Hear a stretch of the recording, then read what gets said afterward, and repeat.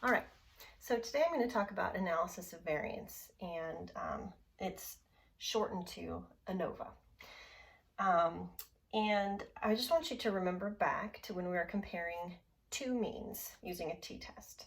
So when you're comparing two means, you have a continuous y variable and you have a categorical x variable. And your x variable has two categories. In this example, I'm going to use dogs versus cats. And technically, a t-test and ANOVA are related. T-tests are for when you have two categories on X, and ANOVA is for when you have more than two categories on X. But we're going to start off with the simpler example, going back to this idea of comparing means using a t-test. So what I want you to do is look at these three different sets of graphs. Okay, in this first graph, the means are the same, right? So the bar represents the means, and the means are very close together. So in this example, it's unlikely that there's a difference between the two means. In this example, the means are pretty different, okay? So we might say, well, there's a difference between the two means, but we're missing some crucial information, and that is how much variation is there within each group. And the same is true for this one. So for this first example, the means are not different, and it's pretty clear. And one way that we would follow up with that would be to examine the within group variation. So the among group variation is very small. And say we had error bars on these two graphs that look like that. So we have some within group error, and it's pretty moderate, and you can see those error bars overlap. Okay, so it's unlikely that there's a significant difference between these two means. Now, what if we look at this graph where the means look really different, but what if we plot the standard deviation or the standard error, and we end up with error bars that look like this? Now, even though the means look different, because of the variation within each group, we would say that there's not likely to be a significant difference between these two means. Now that's in contrast to this example where we might have error bars that look like this. Now, if we're more confident in our mean values and there's less variation within each group, then we would say possibly this is the only example of these three where there might be a significant difference between the two means, okay? So we can almost eyeball these patterns, but we can't really.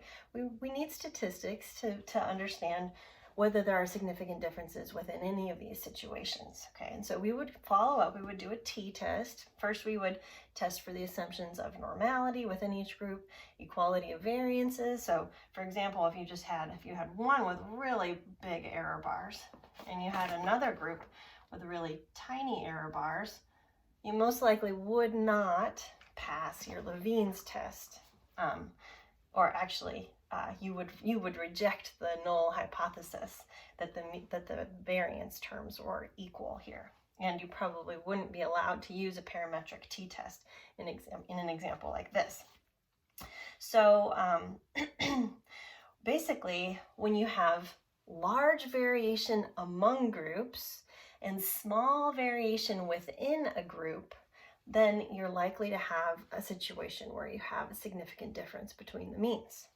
So before I move on, I want to tell you a little story. So it's 1895, and we're in England, and there's a very sickly young boy with severe vision problems, so severe that glasses of really any size barely worked, and they had to be really, really thick lenses for them to give him any improvement.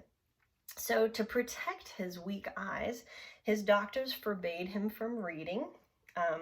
He had excellent tutors. He was from a very wealthy family, and these tutors came up with all these ways to teach him things like mathematics without relying on sight. So he was very interested in astronomy and mathematics, and he was taught these things without a pen, without a pencil, without paper, without visual aids of any kind, and he developed a very keen geometric sense, kind of a way of thinking about mathematics without being able to rely on these other tools. So this allowed Ronald Aylmer Fisher, R.A. Fisher, to go on to solve many difficult problems in mathematical statistics. He was very influential in the field of experimental design. It wasn't until the 1920s that each experiment was pretty much just an idiosyncratic and specific experiment to each scientist, but R.A. Fisher's work in developing ideas of experimental design gave us the use of controls and randomization and replication in terms of helping us design better experiments.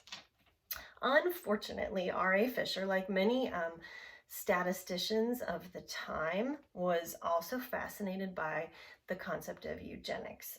And this led him to establish many of the foundational mathematical concepts in the field of genetics, and the most famous of which is the Anova.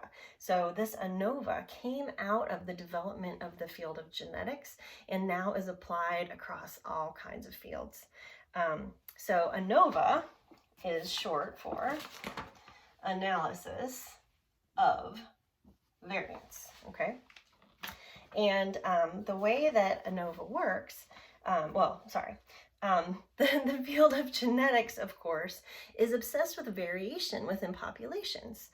So it's no surprise that Anova can help us answer some of the fundamental questions that come out of genetics and heritability and things like that. It should also be no surprise that the Anova statistic was named the F statistic in honor of R.A. Fisher. And the F statistic, so if you look at the values of the F ratio, it looks kind of like a skewed distribution like this.